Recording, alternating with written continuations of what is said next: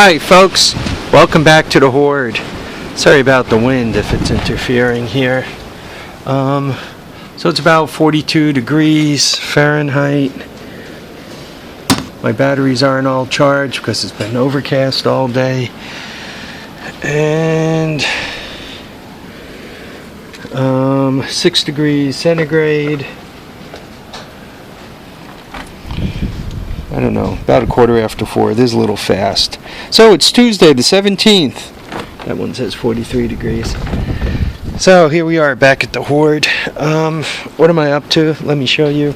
I always like to come up here and give a quick check. I lock these doors. I shouldn't tell you guys this, right? But I always lock these doors. And this door. So to get in, I don't lock this door unless I go away for the weekend or something, then I lock it. But so I do like to come up here and check every day. Oh, by the way, if I'm not here, my buddy Chuck, who's armed and dangerous, spends his time here. So if you're going to rob the place, it's better to rob it with me being here. I probably won't shoot you. If you rob it when he's here, he probably will.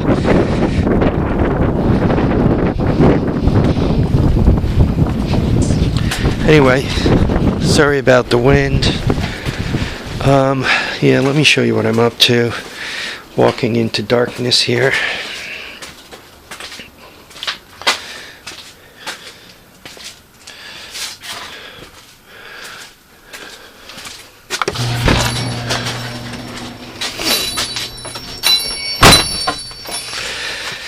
Alright, putting this rear end together. It was drilling time today.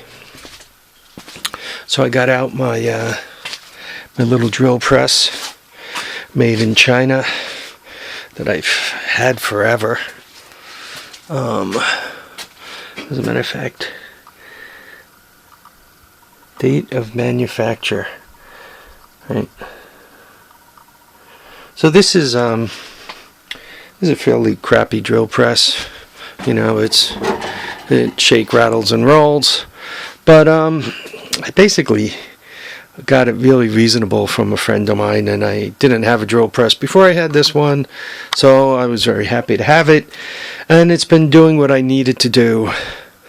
So I really haven't replaced it.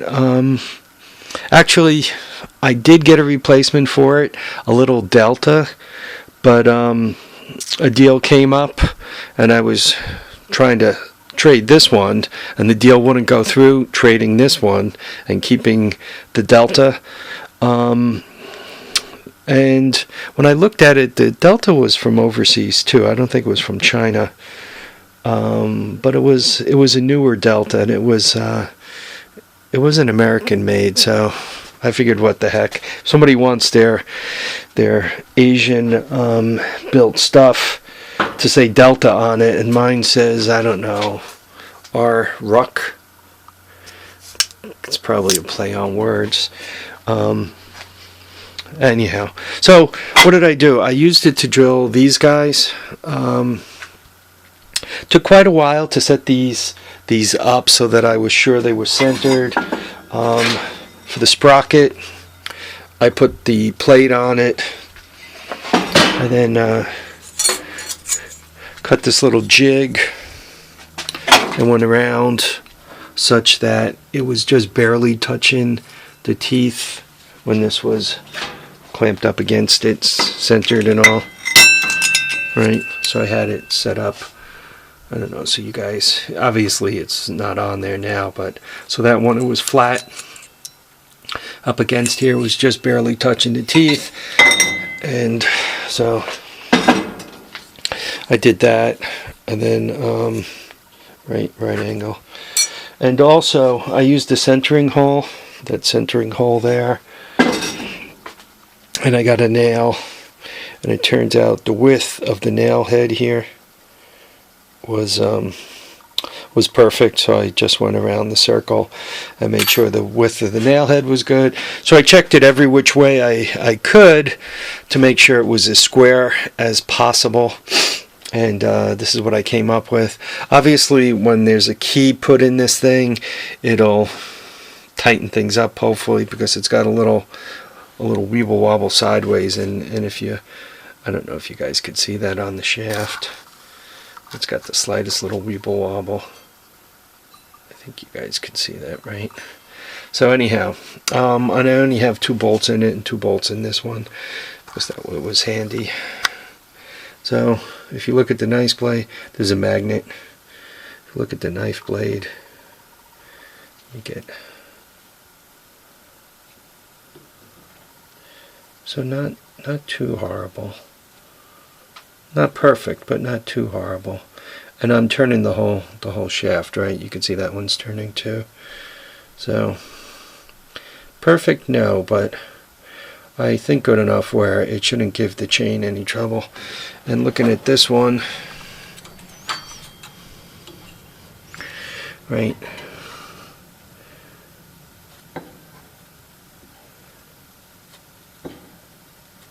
not bad at all. This is disc brake rotor.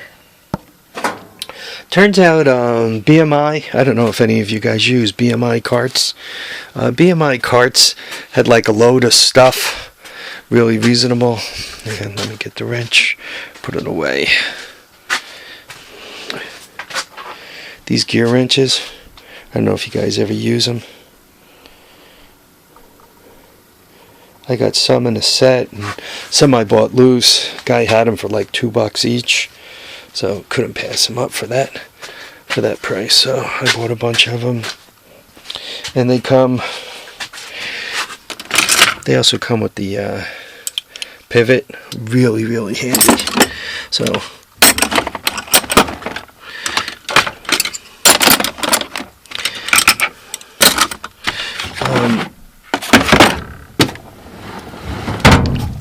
anyway, so this is my box of crap from BMI Karts. So I got a torque converter, and if you read the description, it was kind of like Comet torque converter, not Comet torque converter.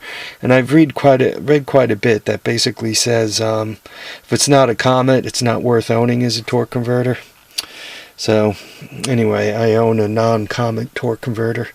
It's a shame. I got it reasonable too. I think it was like $125, but I guess you get what you pay for. And there was 2 discs in there. I used one of them, and then there was a bunch of cheap carbs, which comes in handy every once in a while. I think I paid like $2 each for the carbs. They were used. Not many miles on them. They really looked pretty good. They didn't need to be rebuilt or anything. They just had a little gas in them, or a little tarnish on them. Really, they look good. But every once in a while, you know, you need a screw to hold the plate on, or to hold the bowl on, or anything like that. So I picked up like 5 of them for $10. I was paying the heavy postage already for the brake discs and the torque converter. So brake discs were cheap too. I think they were like $5 each. So really, it was the torque converter I was buying, and then I threw a bunch of other crap in with it because the price was right. Buy in bulk. So now to go through this, I obviously have the hubs. That's them in the back. And the hubs hold golf cart tires. So, I got the pillow bearings, I got the frame, I showed that to you guys, though I'm considering spending a little bit more and getting longer channel, because the channel I have now doesn't go completely from the front to the back, and I've been thinking that probably what I should do is remount the front suspension so that all this crap is all on one frame, and then the golf cart kind of drops on, kind of like when people take their mother's station wagon and put it on a Ford F-150 frame. That's kind of what the golf cart's going to be like, right?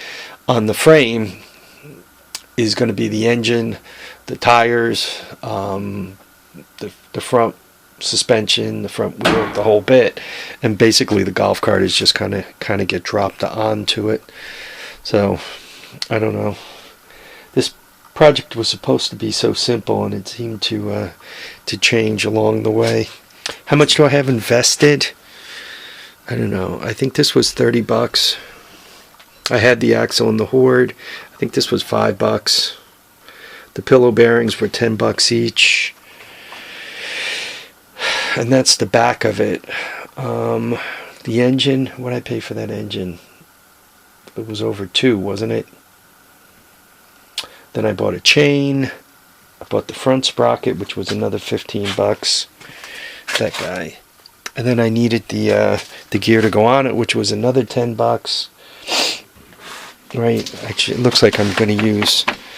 Well, I might use this chain. The new chain went on the 200X, so I guess I'm using a used chain.